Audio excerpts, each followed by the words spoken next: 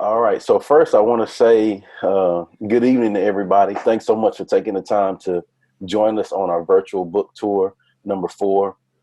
It's truly been a blessing. It's truly been a neat deal for us to highlight some great people that are doing great things in hopes that, we can all make connections and support one another and, just continue to show love and make some great connections. And so thank you, authors. Thank you all that people that are joining in. I'm sure your family and friends or people that know, some of these people. And so thank you guys for joining in, and it's going to be a good time. So Tami. Right. We're excited to have everybody, and we have some special guests today that I'm sure you're going to learn some nuggets from. But we're going to turn it back over to Chip and let him kick us off. All right. So. Oh, one thing though, Chip, I'm sorry. Yeah, well, let me turn it back over to Tami. Sorry about that, guys. But, you don't have to buy an author's book to help them.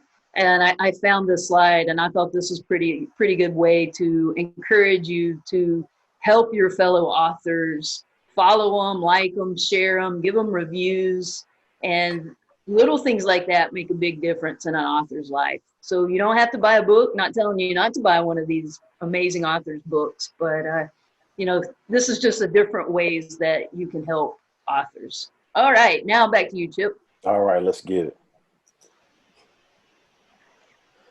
All right. So the first book, and Tami, we're doing 2 of our books like we did the last time. Is that correct? Yes. Okay. So the first book that I want to talk to you guys about is Effective Conversation to Ignite Relationships. And this book, it's a great book. There's a quote by one of my former pastors that says, "Our life moves at the speed of our relationships."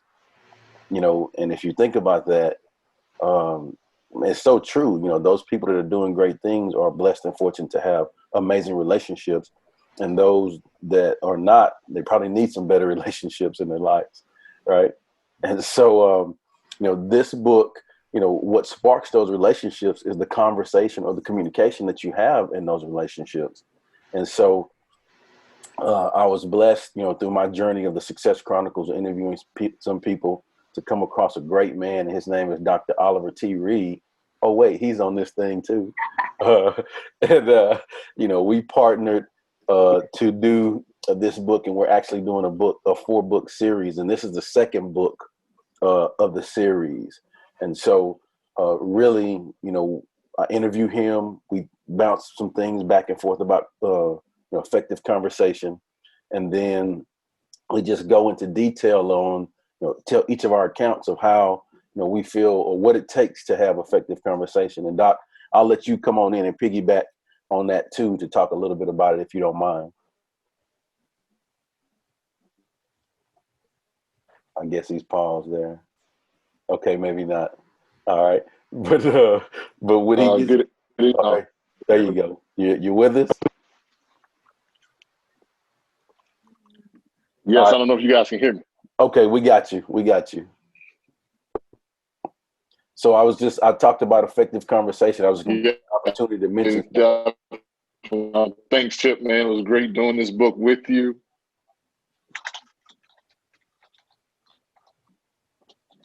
I think your service is going in and out, Doc.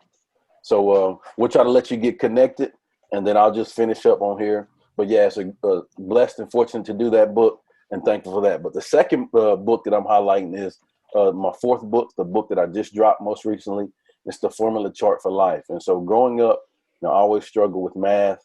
In college, I've struggled with math, and as I got to be a teacher, I was thrown in the fire to teach math. I don't know why they did that, but I had an opportunity to do that. And what it did, though, is it gave me an opportunity to see, okay, the things that I had troubles with, now I can help kids, because those kids are going to have the same fallacies that I had. So I could help them learn because I knew what I didn't get.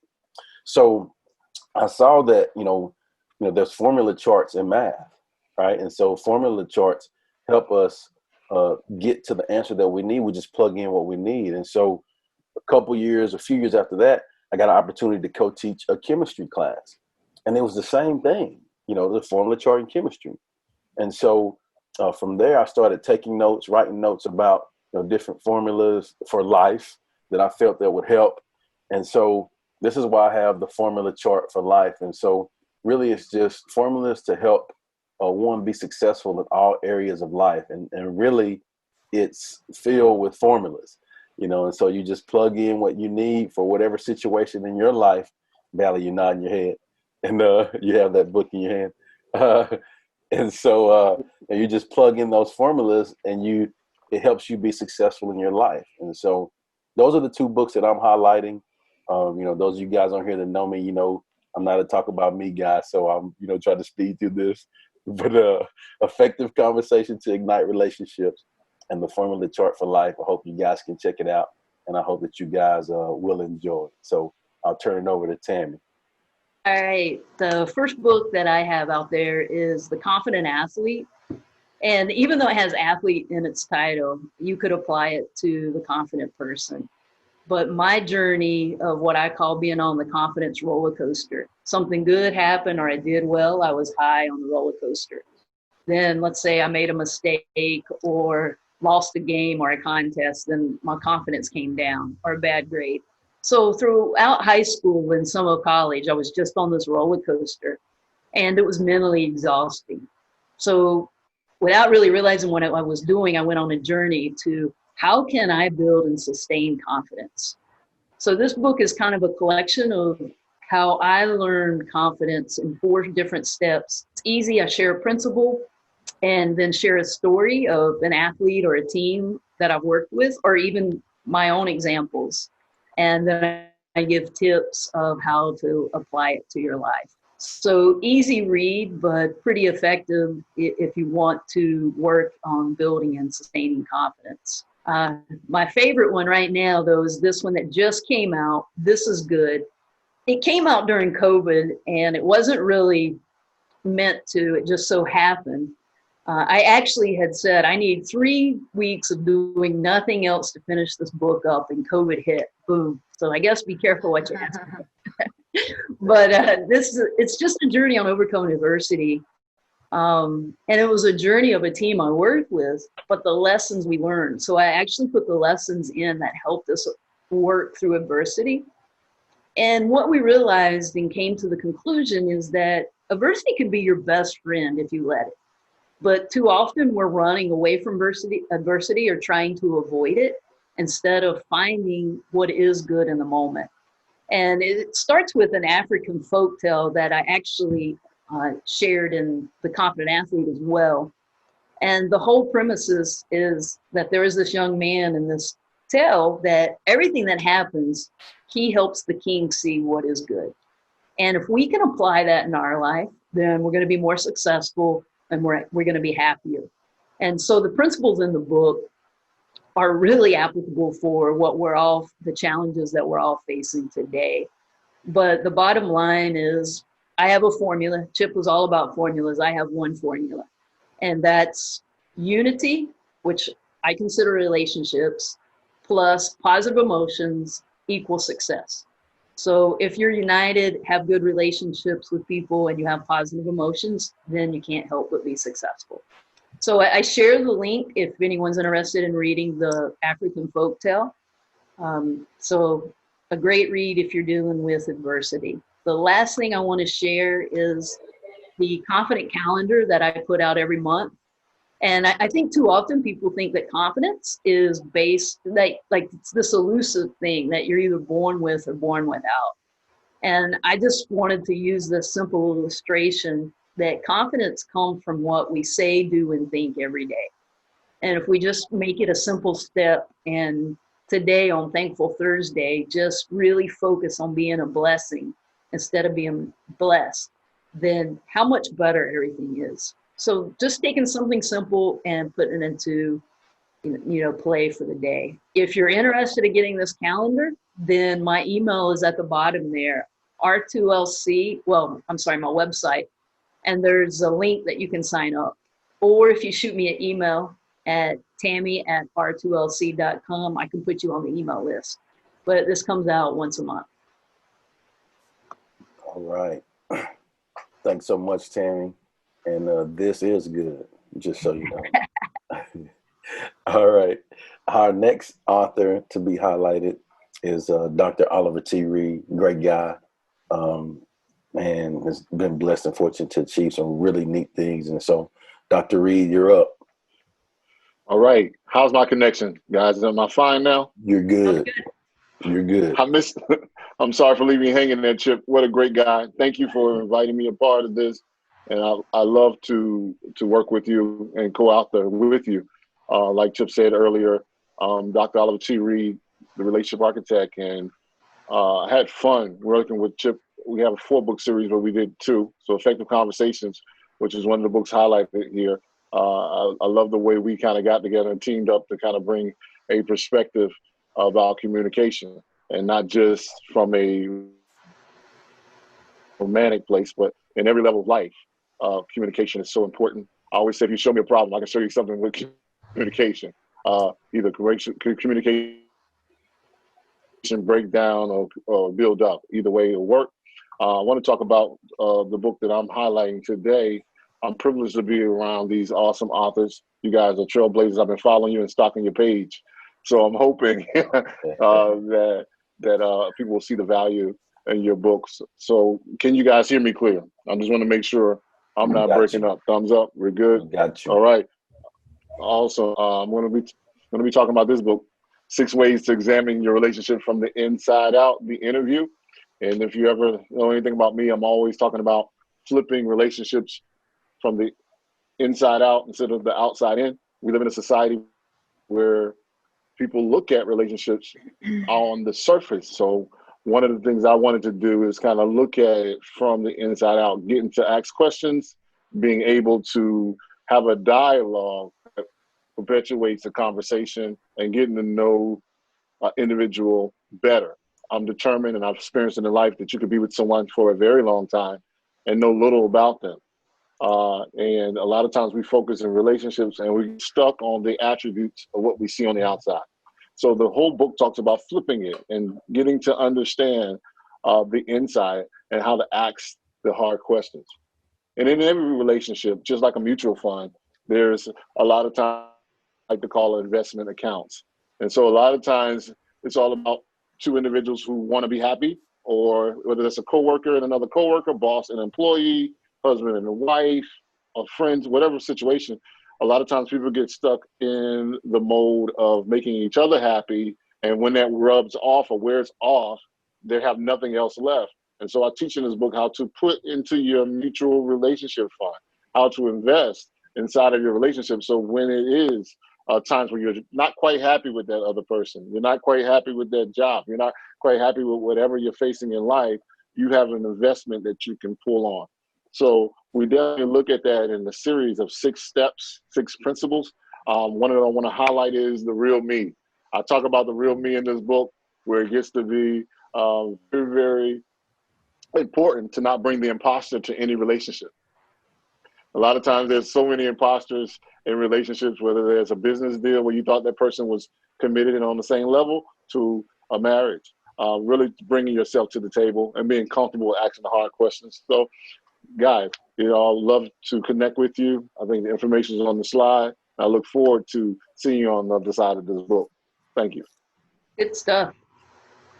Yes. Again, this is good. Boom. Boom.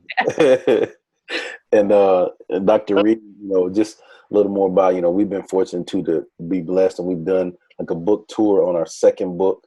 We've done a 4-city Texas tour. We've done Indianapolis, and we have plans to do other places too. So, if you guys, looking for some speakers to come out and, teach the lessons from our book or partner with us, we'd love to work with you on that. And so please reach out to us. So thanks, Doc. Thank you, Chip. All right. Our next author that we're going to highlight is Mandy Green with the Busy Coach Workbook. All right, you're up, Mandy. All right. Well, thank you guys for having me on. I hope My 7-year-old is watching the Smurfs in the background, and she is laughing hysterically. So if you can hear her in the background, I'm trying to, like, if you see me mute, I'm like, Ashley, be quiet. So I apologize for that. But so my book came basically to solve my own problem, right? Is where I think most authors probably write their books from, is and that 100% is me. I have been a college soccer coach for 22 years. And at one point, gosh, I'd have been like 12 years ago now, I became a Division I head soccer coach, taking over a program that was transitioning from one division to another. And it was a hot mess. The whole program was a mess. But I became a first-time head coach and a first-time mom, all within 10 days of each other. And right, I mean, any of you that are parents know, right, that that's not good to do all that at the same time. And people thought I was crazy, and I mean, I still am probably crazy for doing all the stuff that I do. But it's it really forced me trying. It really brought to my attention how many hats I was wearing and how inefficiently I was doing each thing. And you know, I would try to be at work and I was feeling guilty that I wasn't with my son, or I was trying to be with my son, but I was thinking about work, so I wasn't 100% there with him. And I was working the way I had been taught, and most coaches pat themselves on the back for the amount of hours worked, and I knew that wasn't right. I knew I couldn't keep maintaining the pace that I was working at, and so I got to a point where I was burnt out and I was exhausted, and I actually fell asleep at the wheel. Thankfully, my husband was right there, so he got me back on track and woke up pretty quickly. But that was my moment where I'm like, all right, I need to do something different. And so I became a time management junkie. Basically, I've spent probably thousands of dollars just researching and doing courses and reading books and listening to different things, trying to figure out a better way to work. And again, all of this was to solve my own problem. And then people started to see that I was going home much earlier, that my happiness was increasing and my stress levels were decreasing. And I ended up people started to ask me to speak at different events, and they're like, you should put all this in a book. Yeah, good idea. When do I don't have time for that. And so, but this book took me probably 5 years to write.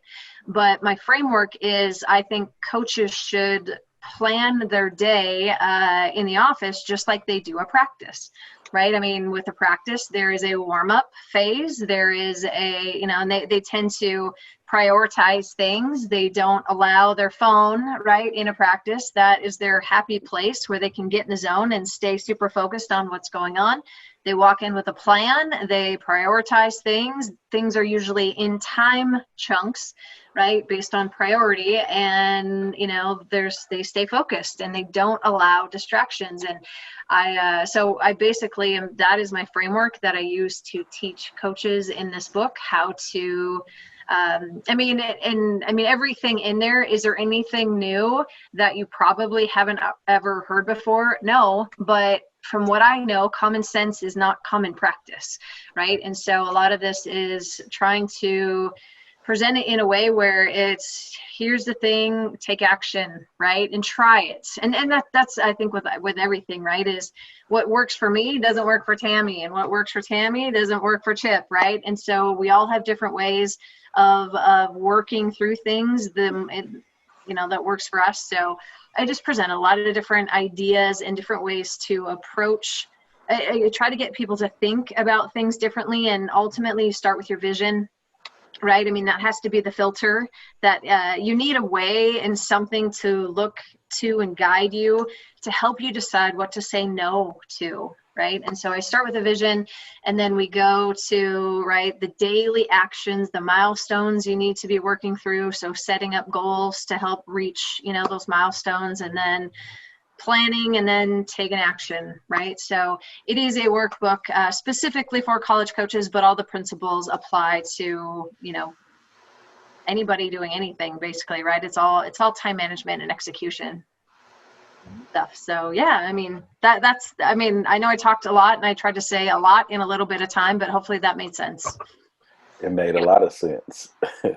Thanks so much. And yes, I think it really helps to have systems in place when we're doing things for everything we do, because it allows you to be more efficient and effective. So thanks so much, Mandy, for sharing. Yeah. Truly appreciate that. All right. Our next author that we're going to highlight is Colin Cerniglia. Great guy. He's going to talk about the culture of excellence. So you're on, Colin. Thanks, Chip. You crushed it too. You got the last name. That's it. So hey, that's the teacher in me, man. I gotta get those names right. That's important to me, right? Yeah.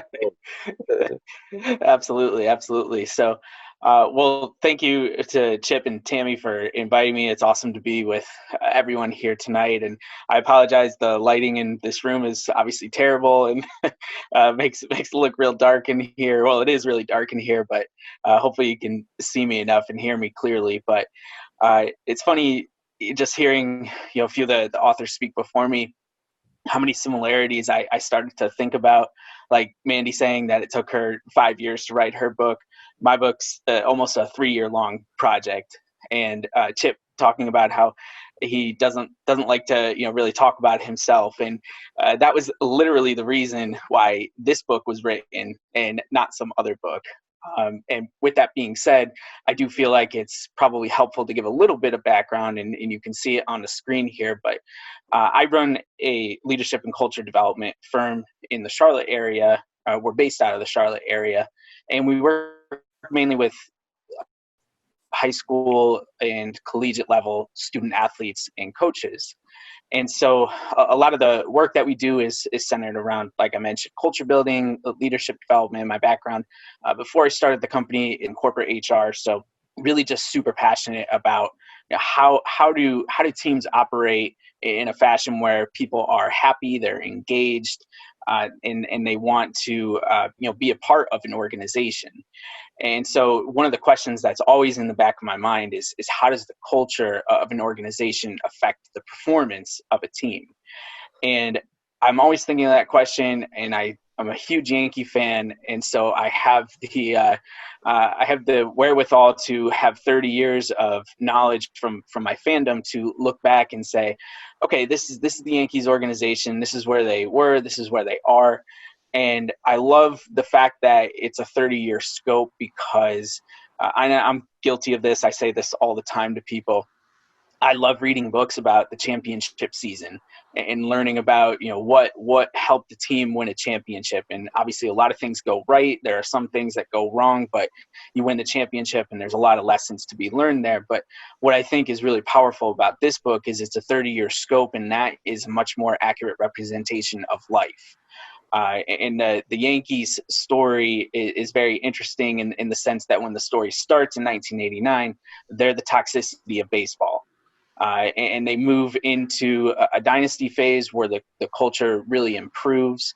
And then they go through a dead period, and then they have revival to where they are today. And so there's these ups and downs. It's that roller coaster that all of us in life go through. And so the 30-year scope was something that was really important. And I think the other thing that makes this story so compelling is that you don't have to be a Yankee fan, and you don't even have to be a fan of baseball in order to like the book.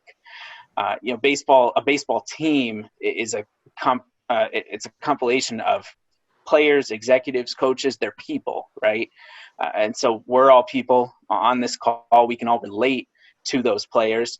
And the sport of baseball is a business, and we're all in business in one way or another. So again, we can make the relation there and translate a lot of these really human lessons that are told in the different stories. And that's the key word is that they're human stories. This isn't a nerdy baseball book where you're going to get, the Yankees won this game and this player hit, this average and this many homers. There's a little bit of contextual stuff like that in the book, just to give some background here and there. But for the most part, you're just reading really human stories about how the Yankees have been able to go from being the toxicity of baseball to an organization that is envied by not just many in baseball, but in different industries as well. And, so I love it. Obviously, I wrote it, but, I hope that, it does translate in the way that I thought, where the more general population, not just baseball players or baseball people and Yankee fans like the book. And it's like I said, an honor to be here, and just really excited. This is my first book, so it came out this week. It's been kind of a crazy week and exciting, but wouldn't change it for the world, that's for sure. Good stuff, man. Colin, congratulations, and thanks Thank so you. much for taking the time to highlight it with us, man. Your first book, and we wish you success. Thank you. Appreciate it. All right. So our next author that we have coming up, and I'm excited for you guys to hear her story and her passion and her heart, because she's a great lady. And so our next author is Vallye Adams, and the book that she's going to highlight is Yes, I Can. All right, you're up, Vallye. All right, thanks, Chip, so much. Hey, everyone. My name is Vallye. And yes, it's Vallye, just as it sounds. It looks a little different, right? And here's a fun fact about me. I'm actually Vallye the fourth, right? So my mother, grandmother, and great-grandmother all had the first name of Vallye. And I just want to give a little shout out because Vallye the fifth is actually watching. My daughter, who is at college right now at the University of North Carolina School of the Arts, she's watching this presentation. I'm really proud that she's watching. So I'm really proud of our name and our family tradition, and I really love it because it's unique and different, right? Just like me. And so people aren't always sure how to pronounce it or what it means, but it's just a fun family tradition that I share. And the other thing I'd like to share with you tonight is that I am a proud female entrepreneur, and I founded and I'm the CEO of Edivel Solutions. And again, yes, it's Edivel, and it looks a little different and it's unique and it's kind of hard to pronounce. Most people look at it and they're like, what is that? What does that mean? How do you say that? And it's actually the word elevate spelled backwards. And so when people ask me how to pronounce it or what it means, I share my tagline. And that tagline is, if you look at things a little differently, I have the solutions to help you elevate your revenue, enhance your events, engage your boards, and expand your mission. And so Edivel Solutions works with nonprofits all over the country, and we're helping to elevate them in every way. It's something I love to do. I love to give back. It's, as Chip said, it's in my heart to help nonprofits raise money. In fact, I've helped nonprofits raise over $5 million in the past 5 years. And the way I look at it is, if nonprofit organizations can raise the funds that they need, they can give back to individuals, families, community, and really change the world. So that is what I love to do. My most recent role before becoming a female entrepreneur was I was a longtime employee and a volunteer for over 25 years for an organization called Best Buddies. And that's an organization near and dear to my heart. And we create friendships and leadership development opportunities, integrated employment for individuals with intellectual and developmental disabilities. So again, something else I'm really passionate about. Another fun fact about me, just to share before I get a little into the book too, because it'll all kind of come together and make sense. And everyone always laughs about this, especially Chip. He always chuckles, but to really elevate, the business. What? Just so you know, Vallye, I started chuckling before you started, just so you know. So I just want to give you a heads up. So no worries. It's all good. I love it. I love to make people smile and happy and laugh. And so I decided, right, with my business on how am I going to show you the money, right? How am I going to help those organizations raise funds? Well, I decided to go to school and become a licensed auctioneer.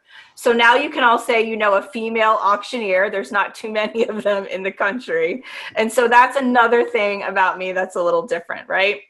So basically 2020, I think the word of the year, right? It's pivot, right? We've all had to pivot. The world's had to pivot. For me, business has had to pivot. Events have had to pivot. And it's really given us all the opportunity to look at things a little differently, right? And so maybe unlike many of you, I really didn't have it in my plan or on my bucket list to become an author, right? But I had to pivot, and I had an opportunity in April to be a part of this incredible opportunity. And I always believe that it's best to use opportunities to their fullest potential, right? And so this opportunity came up for me to be a part of a book anthology and collaboration. And what I love most about the book is just that, is that I had the privilege and honor and incredible journey to work with 15 women from around the world who are also so empowering and inspiring and successful women. And they shared their success secrets. And we put together this book.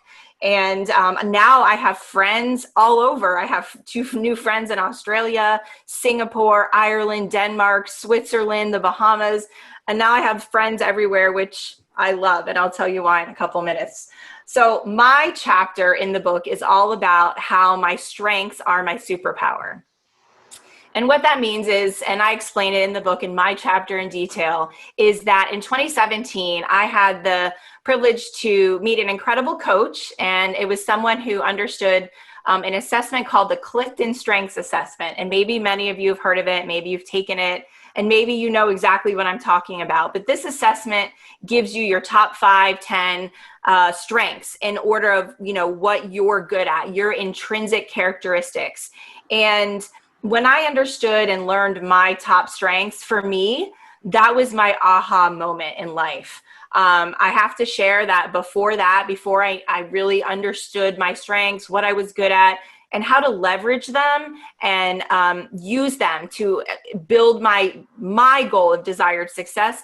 I spent many years, think about before 2017, I spent many years thinking I was a failure. I had a lot of unmet expectations. I didn't achieve things that I wanted to. And so I just believed I was a failure. But when I realized what my strengths were, that really propelled me to look at my strengths. And how many times do we say, oh, what are your weaknesses? What are your areas of opportunities that you want to work on? And this is my sharing that no, we need to work on our strengths. We need to work on what we know we're good at and use those to propel us forward to whatever our desired goal of success is, because success for all of us is a little bit differently. So in the book, in my chapter, I share more about my journey, my personal journey, some of the different strength profiles, what they mean. There's 34 strengths. And I think it's so empowering and inspiring to learn what those strengths are, what they mean, and how they attribute to your life, your relationships, your business. And it talks about like, if you're more apt to be strong in executing, building relationships, strategic thinking, and just basically the other thing that I point out in my chapter, which to me is so important, is building a strength success team, right? I think that is so important. To me, a strength success team is a village of people who you work with day in and day out. You know their strengths, they know yours. You're lifting each other up. You're sharing the good, the bad, and you're supporting each other. One of my favorite sayings is the rising tide raises all the boats, right? And so I truly believe that when that tide rises, we all rise together and we all support each other and we'll all be successful together. So I talk about the importance of really working to build that strength success team. So to cap it up, if you work for a nonprofit or you're a volunteer for a nonprofit organization, you want to raise some money, you need an auctioneer or an MC for your event, I'm your girl. But if you'd love to learn more about how to know and understand and leverage your strengths and how they can, and honestly, they've always been your internal superpower, and you want to join my strength success team, I'd love to meet you. It's one of my strengths. I love meeting people all the time, and I'd love to hear from you. So thanks so much. Awesome. Thanks, Vallye. Like I said, great lady, involved in lots of great things and doing lots. And so thanks so much for being on, Vallye, and sharing your story. Sure. Thank you. All right. Our last author that we're highlighting this evening is Miss Casilya Smith, and she goes by her writer name of Seal. And she's another one that's just a good, from where I'm from, we call them good people. She's just good people, and she does lots to help others and make a positive difference in others' lives, educate her, and just gives her talents to help in an amazing way. So, Seal, you're up. Yes, and thank you, Tammy. It's nice to officially meet you virtually, and of course to see Chip. I don't want to say Chip and I met by accident. It was definitely fate, and I appreciate being a part of anything that his name is on, because anytime you're on my timeline, Chip, it's like you can't be upset. You have to smile. Like, you just bring so much joy and encouragement. So I knew that this would be good. So I'm glad to be here. Like Chip said, my name is Casilya Smith, but I do go artistically by the name Seal, so just S-I-L. Most times growing up, people could not get that Casilya right. So I said, you know what? I'll help you all out. Let's just shorten it to 3 letters. And so I artistically go by Seal. I am an educator by day, I like to say, and I would probably say a creative mastermind by night. I'm a co-author. I've created an initiative here in Houston called No Suffering in Silence, short for NOSIS. I do photography, and this is my 3rd published book that I'm going to be talking about today. The list goes on. I don't know how I do it all, but God willing, I do it all, and I love doing it. So I'm talking about From the Concrete today. This is, again, my 3rd published book. All of my books, whether children's genre, poetry, or self-development, all focus on just empowering other people. Much like what Mandy said, this was birthed out of a need, internal need for myself. I recently turned 30, and for my birthday, since COVID was here, I was like, oh, of course the trips are canceled, but what do I really need in this 3rd decade of my life? And I just did a lot of self-reflection, and I thought, or came up with the fact that the biggest relationship that I needed to work on was the one within myself. I'm with me the rest of my life, no matter who comes and who goes. So I needed to internalize some things and just really navigate my way through where I am in my journey. And so From the Concrete is broken up into positive cycles. We always try to break those dysfunctional or toxic cycles, but this leads us and navigates us through creating positive ones. So heal, deal, and elevate is the tagline. Alice Walker, she said this quote, in order to heal, you have to go back to where the wound is made. And I always like to tell people that it's easy to look good. Physically, it's easy to look and appear to be fine. Someone asks you how you're doing today. Oh, I'm fine, even when you're not. Your world could be crumbling down, but on the outside, everyone thinks everything is okay. So this book is basically going to lead you through developing those positive cycles. And those cycles often repeat. You heal, you deal, and you can elevate, but you cannot get to the elevation stage, which people like to skip to, until you deal with the junk and the heaviness and the weight. From this book, I've been fortunate enough to speak with ladies from all over. We even, it was a spinoff of a write and release that I just finished recently. It was a series. And even some of the women were just saying that it forced them to look in the mirror. It forced them to finally stop running from everything that they had been trying to get away from, that they never dealt with in the past. And again, we were able to just be open and vulnerable with this book, and just get some concrete steps for them to be able to release, even without me, create boundaries for themselves, for their hearts, for their minds, and just free up their spirits to just be in a better place. So it's been great. This journey, I would say that the feedback that I do get about my book is that it's too pretty. They're like, I don't even want to write in it. It's so beautiful. But I tell everyone, I wanted it to feel it's yours. Like, this is your story. I wrote this to help you. But when you look back at this journey, and if you have to buy 3 or 4 more journals because you keep going through, again, these cycles, you are going to run through obstacles. You're not going to just heal one time in your life. You're not just going to experience trauma one time.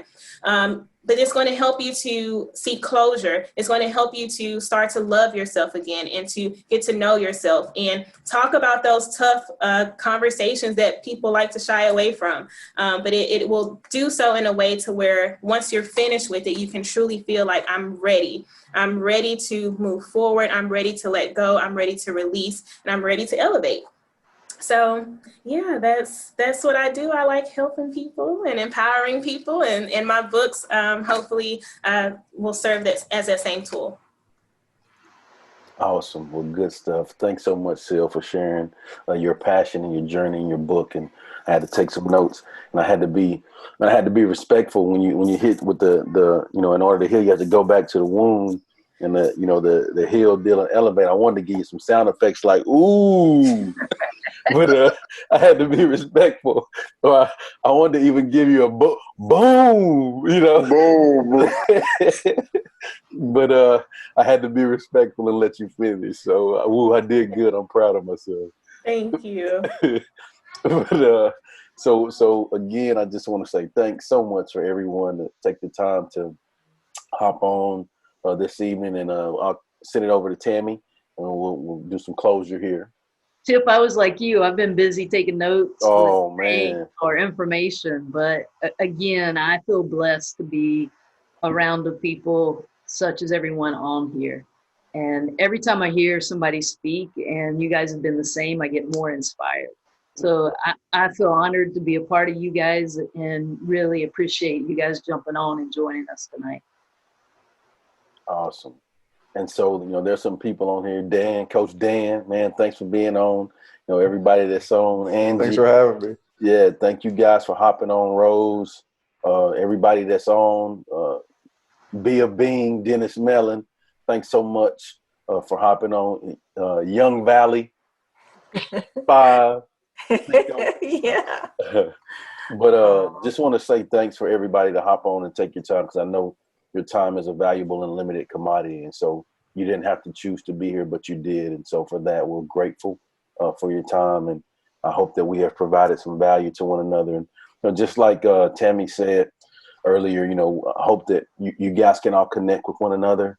You hear the stories, just hearing the stories, like I'm thinking to myself, man, oh, she needs to connect with her. I need to connect him with her. I'm already there, right? So you'll be getting those messages here shortly, just so you know, those kind of things. But just great stuff. Just want to encourage you guys to continue being a blessing to others, because you are a blessing to me. And so I'm so thankful to have you on. And anything else, Tami, we need to hit on before we get off? That's it. Just this last slide shows the former book tours that we've had, which, again, I don't think we've had a bad one yet, Chip. No, that don't exist. Exactly. Let's go. Chip, as always, he's the technical guy. He'll have a recording as well. So in case people out there missed it, share it with them. Yep, and I'll be putting some pictures out when we get off and tagging you guys. And, like I said, like Tami said, we'll be sending you the links to it all, and you can post it on your social media and use it however you see fit. So, again, thank you. And one more thing, go get it. Boom. Boom.